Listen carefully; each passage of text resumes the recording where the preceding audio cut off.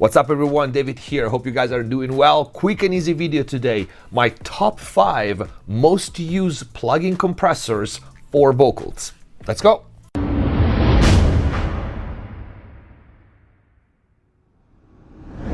Hello everyone, welcome back to MixPlus TV. Hope you guys are having a great day. Before we start, check the info box down below for free plugin special discounts and offers, and of course links to the plugins that we are seeing in this video. Visit MixPlus TV, the new website for all the mix and mastering courses, start to finish on many different genres. A new one, mastering alt rock, was just released, and another one is going to be released in a couple of weeks, mastering R&B. In there you can also book all the other services, mixing, mastering, private lessons, and mix consultations. If you want to access the exclusive videos here on YouTube, click the join button, become a MixPlus TV member. And if the videos are helping you, please consider using the super thanks or grab some merch. And subscribe if you haven't already, turn on the notification bell, it helps the channel a lot. Finally, check out Gallica's new single Goodbye, available on all platforms, and here on YouTube there's also an acoustic version featuring Monty Pittman. Let's get to the video.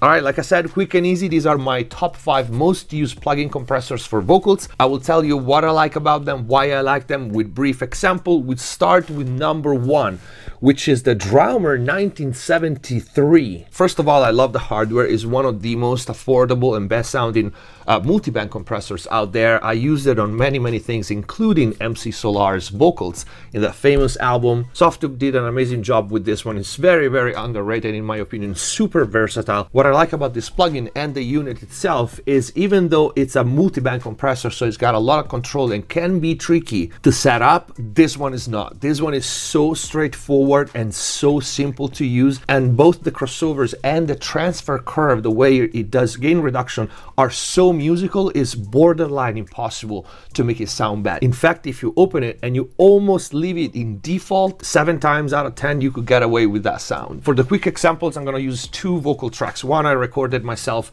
the other one is a vocal sample that is quite harsh, and I'm using that on purpose because one of the biggest differences between analog and plugins is they tend to add a little more artifacts, they sound a little flatter, and sometimes they sound a little harsher. So you have a harder time with sample vocals, which are very common today, or vocals recorded at home, maybe with a cheap mic. They tend to be bright, they tend to be brittle. Plugins can make it even worse, especially if you go for aggressive designs like 76's, Distressor, and stuff like that. The plugins that I'm presenting to you today are a little smoother, and they help a lot with those kind of common problems that we find in modern vocals. So 1973 Drummer, I like multiband compressors on vocals because vocals are very complex. At times they have more mid-range, at times they have too much low end, at times they have too much top end. Sometimes we need multiple compressors to take care of all these ranges moving at different times, and with plugin we end up with too much processing, another issue. I feel multiband compressors help a lot because they handle different ranges independently. On the other hand, they can be a little time consuming to set up. The 73 is not. This is the default. Usually this is my starting point. I put the release in automatic mid and see how much I'm hitting it. First, the vocal without compression. To the rhythm, feel the rhythm, feel the vibe, feel the rhythm to the beat.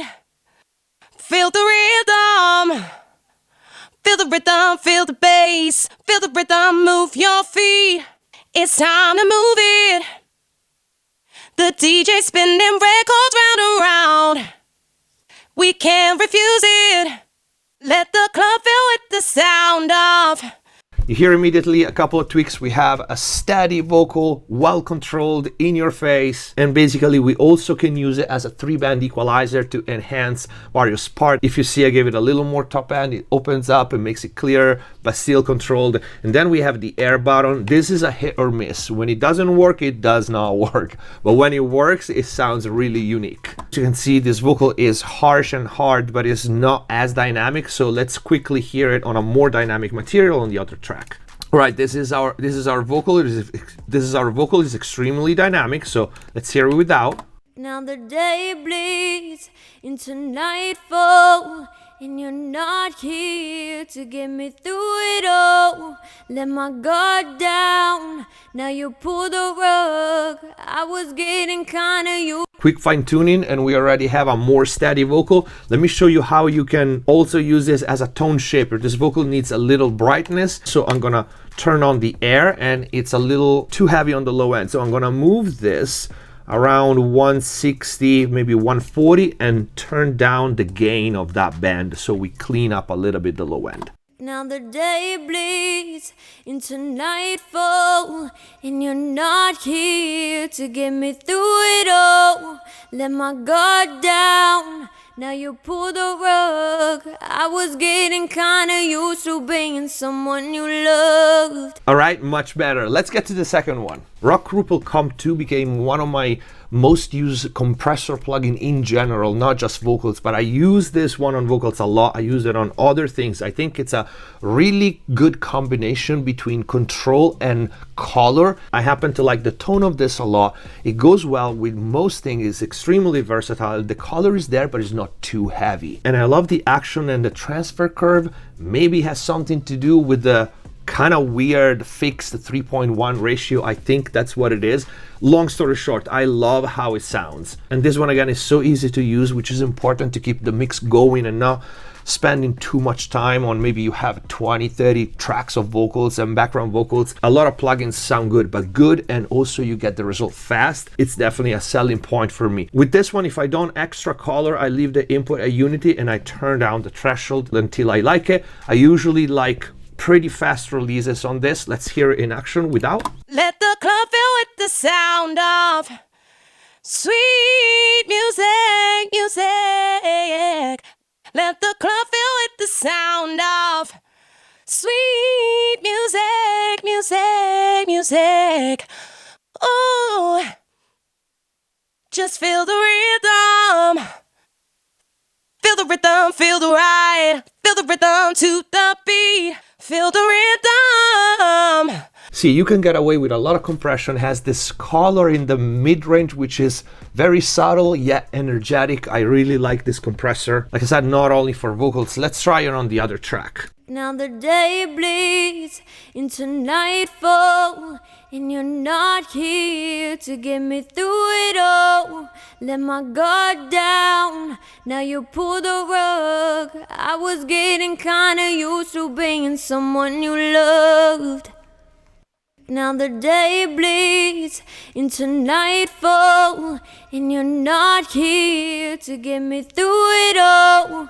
Let my guard down, now you pull the rug. I was getting kinda used. Alright, in this case, without the transformer, I like better because it's already thick to begin with. This vocal is already muscular in the low end, but the action of this compressor, I really love it. You can see you can slam it and still sound musical. Let's go to the next one. Number 3 is one of the smoothest sounding compressor plugins ever. It's the Subtube TLA 100A.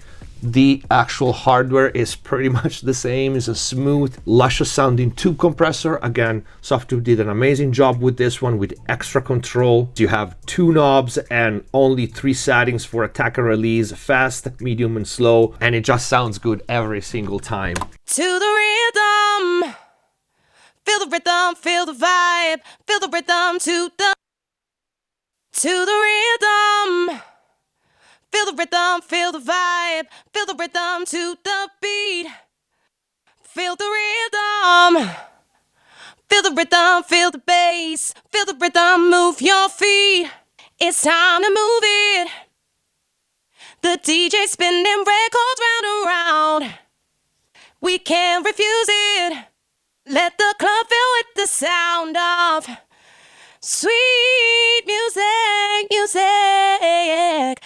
Again, this nice thickening effect. You can once again push it to high gain reduction levels and it doesn't budge. I love this one very much. This one tends to be a slower compressor compared to others, so I usually use either fast or medium release and medium attack for the most part, sometimes rarely fast, and slow for other things. Like this thing is great on strings as well and piano, and it handles big dynamics very well. Now the day bleeds into nightfall, and you're not here to get me through it all. Let my guard down, now you pull the rug. I was getting kinda used to being someone you loved. Now the day bleeds into nightfall, and you're not here to get me through it all. Let my guard down, now you pull the rug. I was getting kinda used to being someone you loved. And again, you see how fast it is to figure out attack and release. You immediately hear if it's too slow, it's too fast, because this compressor flows very well. So as soon as it starts stuttering, if it's too, or if it's sluggish, if it's too slow, it's clear. You don't have to second guess yourself. Let's get to the next one. Number 4 is the Universal Audio 176. This is a really, really nice compressor if you want a round, flattering tone, and I especially like it if I have a harsh vocal. I will also include the 175B, which is of course very similar. You will hear that the 175 has more of a mid-range push, while the 76 is rounder. Let's hear it in action. To the rhythm, feel the rhythm, feel the vibe, feel the rhythm to the beat, feel the rhythm. Feel the rhythm, feel the bass, feel the rhythm, move your feet. It's time to move it. The DJ spinning records round and round. We can't refuse it. 75. Let the club fill with the sound of sweet music, music. Let the club fill with the sound of sweet music, music, music. Ooh. All right, again, both of them, you can push them really hard. You can push the 76 a little more for the reason that I explained. It has a rounder top end and a rounder mid-range, while the 75, it's definitely more suited for like rock vocals or anything aggressive when you need the vocals to cut through the mix. But it can be a little too saturated at times, especially if you push the input a lot. Generally speaking, I think it's easier to brighten up a vocal or a track that is slightly darker, as opposed to remove the harshness on a track that has too much mid-range or too much top end. But both of them are great compressors. I feel these are very close to how much I can push hardware in general without comparing them with their specific analog counterpart. Let's do highly dynamic material. Now the day bleeds into nightfall, and you're not here to get me through it all. Let my guard down, now you pull the rug. I was getting kinda used to being someone you loved. All right, you can also notice that probably the knee is a little harder on the 75 than the 76. Could be that, or they have different gain staging, specific models they were modeled after, but you can see the different settings in input, and with less input, the 76 seems to compress more. Now the day bleeds into nightfall, and you're not here to get me through it all. Let my guard down, now you pull the rug. I was getting kinda used to being someone you loved. And you can see my preferences on highly dynamic material. I prefer to use the 76 in a more mellow way, so the release is medium to slow. The attack is also not as fast. While the 75, I use it closer to how I would use an 1176 in combination with the LA2A, so just knocking the peaks off. Now the day bleeds into nightfall, and you're not here to get me through it all. Let my guard down, now you pull the rug. I was getting kinda used to being someone you loved. But you can hear how on highly dynamic material, the 75 grabs a little too aggressive on those tall peaks, while the 76 is a lot smoother if we play the first part. Now the day bleeds into nightfall, and you're not here to get me through it all. And the 76. Now the day bleeds into nightfall, and you're not here to get me through it all. Much more musical. Let me be fair and match the release and the attack, and let's see if we can get closer. Now the day bleeds into nightfall, and you're not here to get me through it all. Even worse with the slower release. Here the 76.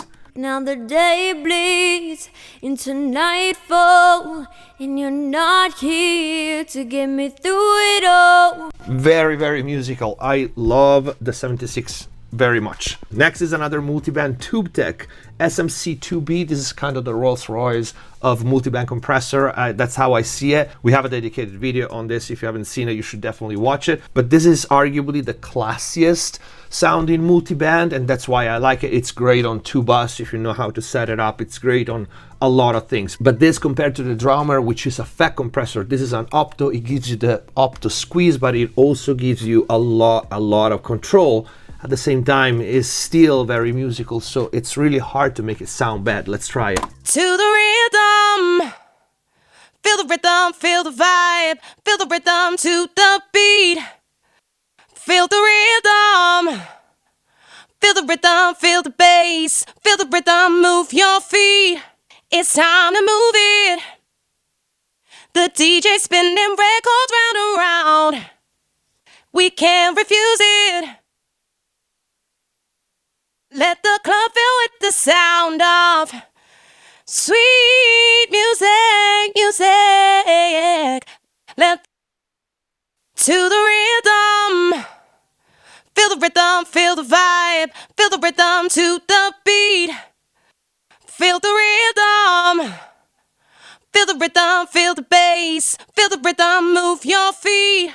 It's time to move it. I love this because it has a thickening sound at the same time. It doesn't get woofy, and it has the tube tech shine at the top. And I love to just boost a little bit the top end because it really has that modern pop shine. You can see the settings. I didn't touch the attack, but in this case, I would use a faster attack for the top band, a faster release for the top end, more medium for the mid range, and definitely slower for the low end. To the rhythm, feel the rhythm, feel the vibe, feel the rhythm to the beat. To the rhythm, to the rhythm, feel the rhythm, feel the vibe, feel the rhythm to the beat. Feel the rhythm, feel the rhythm, feel the bass, feel the rhythm, move your feet. It's time to move it. Big swings in dynamic. This is, of course, its territory. What you want to do when you have a really dynamic vocal like this with this compressor is lower the ratio to about 1.8, maximum 2, and try to keep the vocal always in the curve. So the release is going to be a little slower than you would probably, and even the attack. And it would look like something like this probably. Now the day bleeds into nightfall, and you're not here to get me through it all. Let my guard down, now you pull the rug. I was getting kinda used to being someone you loved.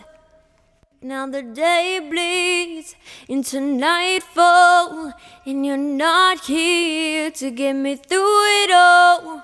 Let my guard down, now you pull the rug. I was getting kinda used to being someone you loved. All right, you hear that top end is really nice. Without it again. Now the day bleeds into nightfall, and you're not here to get me through it all. Let my guard down, now you pull the rug. I was getting kinda used to being someone you loved. Right, and you see I'm not taking prisoners. I'm compressing like 10-12 dB. I'm keeping the material always under the curve. With the lower ratio, it really follows the material and it flows a lot better, and the gains on this one are really sweet, especially the top end. These were my top 5 most used plugin compressors for vocals. There's one honorable mention, which I know it's old news, but it still needs to be mentioned because I'm actually showing you what I really use in my day-to-day work mixing for clients. So this one is one of my most used as well. Even though I have 4 real 1176s and all the revisions, today's mixes have high track count, and I like 76 style compression on a lot of things, not just vocals. So I always need more than what I have in hardware form, and the UAD is my most used. I want to say the revision E, this one's the best out of the 3 available. So the blue stripe, the special edition AE, and the E. The E is my go-to. Sometimes I use the blue stripe, but usually the blue stripe for me goes on lead vocal, and I have two hardware, so it's rare that I run out, but this definitely gets a lot of use. I don't need to tell you how this sound, everybody knows it, but I can give you some settings for a vocal like this, so a little more upbeat and rhythmic. I tend to have a quite fast attack with ratio at 8, and then the release, which for me is the most important control, with a 76, as fast as possible on this kind of vocals. But before the compressors start, I say spitting. The 1176s, when are reacting too fast, the plugins at least, they start to sound spitty, and I don't like that. Start with the release slow, and then I go faster and faster until I hear it start sounding bad. To the rhythm. Feel the rhythm, feel the vibe, feel the rhythm to the beat. Feel the rhythm, feel the rhythm, feel the bass, feel the rhythm, move your feet. It's time to move it. The DJ spinning records round and round. All right, so you saw me going back as soon as I heard like a weird groove on the vocal, like being a little too jerky, I back off, and that's my sweet spot, sometimes even a little slower. I don't really use it on ballads like this one, but just to give you the settings, of course, for this, my attack would be pretty slow, and also my release would be as slow as possible, but not as slow that I can't recover between peaks. Now the day bleeds into nightfall, and you're not here to get me through it all. Let my guard down, now you pull the rug. I was getting kinda used to being someone you loved. Now the day bleeds into nightfall, and you're not here to get me through it all. Let my guard down, now you pull. All right, that would be it. As you can hear, the more you push the input, the more low end comes out. So you gotta pay attention how much you push the input, because if you already have some low end in there, it could become too much very quickly. And this is it for the video. I hope you guys like it. If you did, please don't forget to leave a like. Let me know what you think in the comments down below, and let me know what are your top 5 most used plugin compressors for vocals. Please consider using the super thanks or grab some merch to support the channel. If you want to watch all the exclusive videos here on YouTube, click the join button, become a MixBuzz TV member. Visit mixbuzztv.com for all the mix and mastering courses, start to finish, on many different genres. Thank you for watching. Subscribe if you haven't already. Stay safe. See you next time.